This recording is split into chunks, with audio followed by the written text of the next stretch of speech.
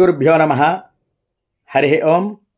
ఇప్పుడు మనం చెప్పుకునేటువంటి అంశం ఏమిటి అంటే అండి, అజ ఏకాదశి. మనం మానవ జన్మ ఎత్తిన తర్వాత ఎన్నో పాపాలు చేస్తూ ఉంటాం.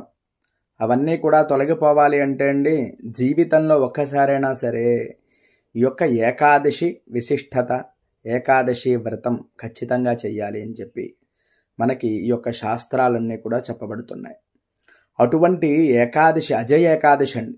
ఈ శ్రావణ మాసం బహుళ పక్షంలో వచ్చేటువంటిది. ఎప్పుడు వచ్చింది, ఏమిటి, అది ఎలా చేయాలి, దాని యొక్క విశిష్టత ఏమిటి అనేది నేనైతే మన ఛానల్లో పూర్తి వీడియోనైతే చేయడం జరిగింది. మీ అందరి కోసం కూడా నేను ఆ లింకునైతే ఈ కింద ఇవ్వడం జరుగుతోంది. తప్పకుండా ఆ యొక్క ఏకాదశి మహత్యాన్ని అందరూ తెలుసుకుని ఆ ఏకాదశి ఉపవాస దీక్షణ చేసి ఆ శ్రీ మహావిష్ణువు యొక్క అనుగ్రహం పొందాలి అని చెప్పి కోరుకుంటున్నాను. స్వస్తి.